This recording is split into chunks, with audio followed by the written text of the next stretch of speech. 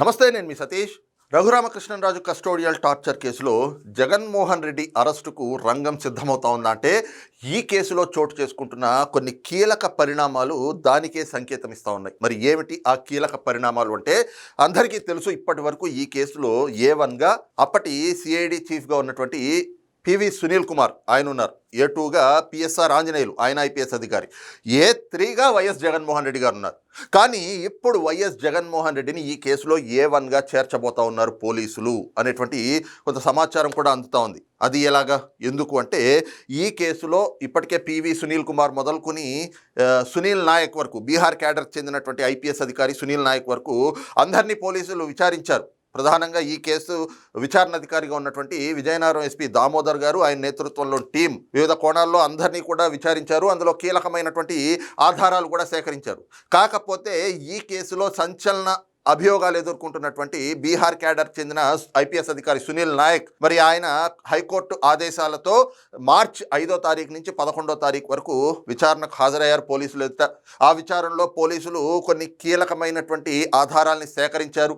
ఇక సునీల్ నాయక్ వేసుకున్నటువంటి ముందస్తు బెయిల్ పిటిషన్ పైన విచారణ చేసినటువంటి న్యాయస్థానం సునీల్ నాయక్కి కొన్ని కీలక ఆదేశాలు జారీ చేసింది. అదేమిటి అంటే, విచారణ అధికారి ఎప్పుడు ఏ విచారణకు పిలిచినా కూడా సహకరించాలి, విచారణకు హాజరు కావాలి అంటూ ఆదేశాలు జారీ చేసిన క్రమంలో మరి ఇంకా ఈ కేసు దర్యాప్తు పూర్తి కావాల్సి ఉంది. కాబట్టి ఈ కేసు విచారణాధికారిగా ఉన్నటువంటి ఎస్పీ దామోదర్ గారు సునీల్ నాయక్కి మరొకసారి నోటీసులు జారీ చేశారు. ఈ నెల 4వ తారీఖు అంటే ఏప్రిల్ 4వ తారీఖు శనివారం రోజున విజయనగరంలోని ఎస్పీ కార్యాలయంలో విచారణకు హాజరు కావాలి అని చెప్పి, కేవలం సునీల్ నాయక్కి మాత్రమే కాదు, ఈ కేసులో సంచలనంగా మారినటువంటి మరొక కొత్త పేరు బోరగడ్డ అనిల్, రౌడీ షీటర్గా బాగా పేరు పొందినటువంటి వ్యక్తి బోరగడ్డ అనిల్కి కూడా రఘురామకృష్ణంరాజు గారి కస్టోడియల్ టార్చర్ కేసులో విచారణకు హాజరు కావాలి అంటూ నోటీసులు జారీ చేశారు. వీరిరువురితో పాటుగా అప్పటి విచారణాధికారిగా ఏఎస్పీగా పనిచేసినటువంటి విజయ పాల్, ఆయనకు కూడా నోటీసులు జారీ చేశారు విచారణకు హాజరు కావాలి అని. ఇక ఈ ముగ్గురిని ఒకే రోజు విచారణకు హాజరు కావాలి అంటూ నోటీసులు జారీ చేయడం ఒకంత ఆసక్తికరంగా మారింది. అసలు ఈ కేసులో ఎలాంటి పరిణామం చోటు చేసుకోబోతా ఉంది అనేటువంటి ఒక ఉత్కంఠ కూడా నెలకొన్న క్రమంలో మరి సునీల్ నాయక్ వ్యక్తిగత కారణాలతోటి శనివారం రోజున విచారణకు హాజరు కాలేను, ఆదివారం రోజున విచారణకు హాజరవుతాను అంటూ పోలీసులకి సమాచారం ఇచ్చారు. ఇక బోరగడ్డ అనిల్ సైతం ఈ ఏప్రిల్ 4వ తారీఖున మీరు ఇచ్చిన డేట్కి విచారణకు హాజరు కావడానికి సాధ్యం కావడం లేదు, కాబట్టి తనకి మరొక డేట్ ఇస్తే ఆ డేట్ రోజున విచారణకు హాజరవుతాను అంటూ ఆయన సమాచారం ఇచ్చారు. కాకపోతే విజయ పాల్ ఆయన మాత్రం శనివారం విజయనగరంలో ఎస్పీ కార్యాలయంలో విచారణకు హాజరయ్యారు, ఆయన్ని విచారించారు. ఇక సునీల్ నాయక్ నిన్న విజయనగరంలో ఉన్నటువంటి మరి మహిళా పోలీస్ స్టేషన్ కార్యాలయంలో మరి ఎస్పీ దామోదర్ గారి నేతృత్వంలో విచారణకు హాజరయ్యారు ఆయన. ఆ విచారణ మధ్యాహ్నం 12:45 నుంచి సాయంత్రం 5 గంటల వరకు కూడా కొనసాగింది. అయితే ఈ విచారణలో ప్రధానంగా ఎస్పీ దామోదర్ గారు అండ్ టీం వాళ్ళకి కొన్ని కీలకమైనటువంటి అంశాలు వాళ్ళకి చిక్కినాయి. ప్రధానంగా సునీల్ నాయక్ని అధికారులు కొన్ని ప్రశ్నల వర్షం కురిపించారు అధికారులు ఆయన పైన. అందులో కొన్నిటికి సమాధానం చెప్పారు, కొన్నిటికి సమాధానం దాటవేస్తూ అప్పటి ఉన్నతాధికారులు చెప్పబట్టే తాను ఆ రకంగా వ్యవహరించాల్సి వచ్చింది అంటూ అంటే విచారణని కూడా దాటవేసేటువంటి ప్రయత్నాలు చేసుకుంటూ వచ్చారు. ఇందులో కొన్ని కీలకమైనటువంటి ప్రశ్నలకి సునీల్ నాయక్ తడబడ్డారు. ఆయన ఏం చెప్పాలో కూడా అర్థం కాని పరిస్థితుల్లోకి వెళ్ళారు. అందుకే మౌనంగా ఉండిపోయారు. ప్రధానంగా చూస్తే గుండె ఆపరేషన్ చేయించుకున్నటువంటి వ్యక్తిని 400 కిలోమీటర్ల మేర కారులో ఎలా తీసుకొచ్చారు అనేటువంటి ప్రశ్నకి మరి సునీల్ నాయక్ ఏం సమాధానం చెప్పలేక ఆయన నీళ్లు నిమిరారు. అంతేకాకుండా అసలు ఒక వ్యక్తిని అరెస్టు చేసి పక్క రాష్ట్రంలో అక్కడి నుంచి ఇక్కడికి తీసుకురావాలి అని అంటే ఖచ్చితంగా లోకల్గా ఉన్నటువంటి కోర్టులో ట్రాన్సిట్ వారెంట్ పొందాలి కదా. మొన్న మేము మీ దగ్గరకు వచ్చినప్పుడు మీరు ఇదే రీతిలో కదా అక్కడ ట్రాన్సిట్ వారెంట్ ఇవ్వనీయకుండా చేసుకున్నారు. మరి మీరెందుకు రఘురామకృష్ణంరాజు గారిని అరెస్ట్ చేసినప్పుడు ఆ నిబంధనలు అనేటువంటిది పాటించలేదు? సహజంగా ఎవరైనా పక్క రాష్ట్రానికి వెళ్ళి అరెస్ట్ చేసి తీసుకురావాలి అని అంటే స్థానికంగా ఉన్నటువంటి పోలీసులకు సమాచారం ఇవ్వాలి, ఆ తర్వాత స్థానికంగా ఉండేటువంటి కోర్టులో ట్రాన్సిట్ వారెంట్ తీసుకోవాలి. మరి ఇలాంటి రూల్స్, సర్వీస్ రూల్స్ మీకేం కొత్త కాదు కదా. మరి ఆ సర్వీస్ రూల్స్ పాటించకుండా ఈ రూల్స్ని అతిక్రమించి మరి ఏ రకంగా మీరు రఘురామకృష్ణంరాజు గారిని తీసుకొచ్చారు? అంతేగాక ఆయనేం సాదాసీదా మనిషి కాదు, ఒక పార్లమెంట్ సభ్యుడిగా ఉన్నాడు. మరి పార్లమెంట్ సభ్యుడిగా ఉన్నటువంటి వ్యక్తిని ఏ రకంగా అరెస్ట్ చేయాలో మీకు తెలియదా? అయినా కూడా ఎందుకు అంటే మీరు నిబంధనలను ఉల్లంఘించి సర్వీస్ రూల్స్ని కూడా అతిక్రమించి ఆ రకంగా ఎందుకు అరెస్ట్ చేశారు? అలా అరెస్ట్ చేసి తీసుకురమ్మని చెప్పి మీకు ఆదేశాలు జారీ చేసింది ఎవరు అనేటువంటి ప్రశ్నలు అడిగితే వాటికి కూడా ఆయన సమాధానం చెప్పకుండా తన పై అధికారులు ఆదేశిస్తేనే తాను అరెస్ట్ చేసి తీసుకువచ్చాము అని చెప్పేసి సమాధానం చెప్పటం. అంతేకాకుండా ప్రధానంగా రఘురామకృష్ణరాజు గారి పైన ఏం కేసు పెట్టారు? దేశద్రోహం కేసు. ఆ దేశద్రోహం కేసు పెట్టడానికి మరి రఘురామకృష్ణరాజు గారు చేసినటువంటి తప్పేమిటి అంటే, అప్పుడు నమోదు చేసినటువంటి కేసులో ఏం పెట్టారు? నిత్యం ప్రెస్ మీట్లు పెట్టి ముఖ్యమంత్రి గారి పైన అనుచిత వ్యాఖ్యలు చేస్తున్నారు అని. వాస్తవానికి రఘురామకృష్ణరాజు గారు చేసిందేమిటి? అప్పటి ముఖ్యమంత్రి అయినటువంటి జగన్మోహన్ రెడ్డి అనుసరిస్తున్నటువంటి విధానాల్ని తప్పుపట్టారు. ఆయన ప్రెస్ మీట్ పెట్టినప్పుడల్లా ఇదిగో ఇలా చేయడం తప్పు, మీరు ఈ రకంగా వ్యవహరిస్తున్నటువంటి తీరు సరైంది కాదు అని చెప్పేసని వాటిని తప్పుపడుతూ ఆయన నిత్యం ప్రెస్ మీట్లు పెట్టేవాళ్ళు. అందుకని చెప్పేసని ఆ ప్రెస్ మీట్ల ఆధారంగానే జగన్మోహన్ రెడ్డి గారు, అంటే ఆ ప్రెస్ మీట్లు పెడుతున్నారనే జగన్మోహన్ రెడ్డి గారు కక్ష పెట్టుకున్నారు.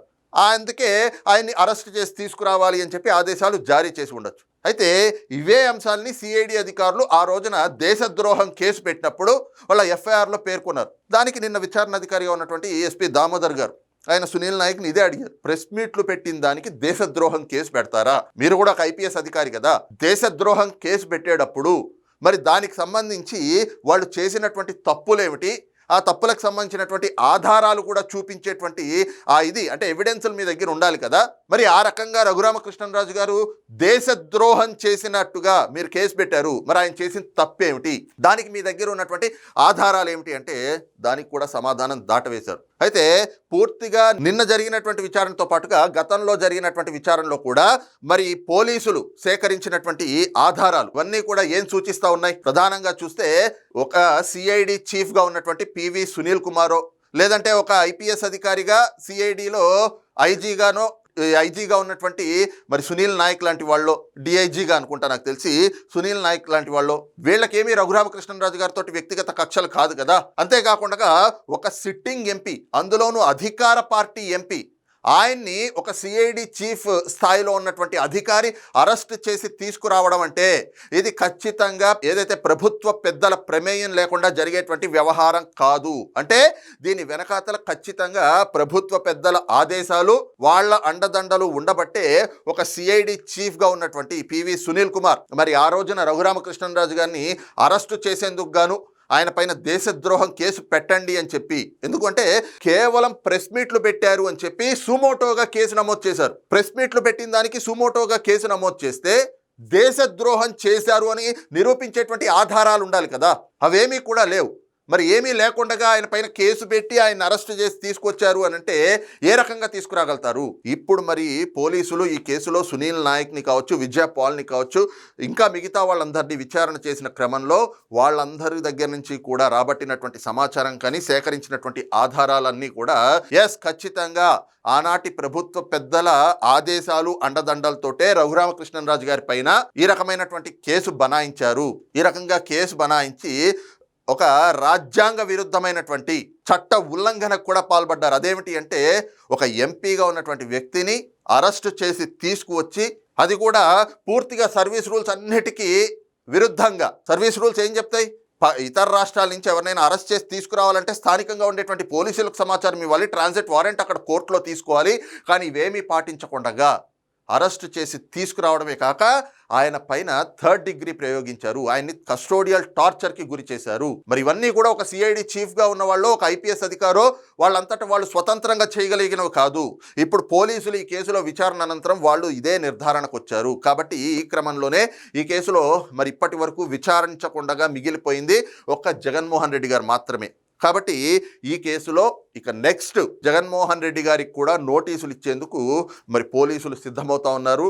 మరి నోటీసులు ఇచ్చిన తర్వాత ఆయన్ని విచారించే క్రమంలో ఆయన్ని A3 నుంచి A1గా మార్చబోతా ఉన్నారు. ఇక ఇది కేవలం విచారణ వరకే పరిమితం అవుతుందా, లేదంటే గనక రఘురామకృష్ణరాజు గారి కస్టోడియల్ టార్చర్ ఇప్పటికే ఒక క్లైమాక్స్కి చేరుకున్నట్లుగా కనిపిస్తూ ఉంది. ఎందుకంటే జగన్మోహన్ రెడ్డి గారి వరకు కూడా పోలీసుల అడుగులు పడతా ఉన్నాయి.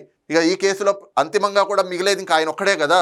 ఆయనకు నోటీసులు ఇచ్చిన తర్వాత మరి ఆయన్ని విచారణ వరకే పరిమితం చేస్తారా, లేకపోతే విచారణ అనంతరం ఆయన్ని మరి ఈ కేసులో అరెస్టు కూడా చేయబోతా ఉన్నారా అనేటువంటిది మాత్రం రఘురామకృష్ణంరాజు గారి కస్టోడియల్ టార్చర్ కేసులో ఎంతో ఆసక్తికరంగా మారినటువంటి పరిణామం. మరి ఈ కేసు అయితే కనుక రఘురామకృష్ణంరాజు గారి కస్టోడియల్ టార్చర్ కేసు ఇప్పటికే క్లైమాక్స్కి రావడంతో పాటు ఈ కేసులో జగన్మోహన్ రెడ్డి గారికి నోటీసులు ఇచ్చేందుకు పోలీసులు సిద్ధమయ్యారు. ఇక ఆయన అరెస్టుకు కూడా రంగం సిద్ధం కాబోతా ఉందా అనేటువంటి చర్చలు ప్రస్తుతం ఏపీ రాజకీయ వర్గాల్లో కూడా హాట్ టాపిక్గా మారినాయి. మరి ఈ అంశంపైన మీ అభిప్రాయం ఏమిటనేటువంటిది కింద కామెంట్ సెక్షన్లో మెన్షన్ చేయండి. Thank you.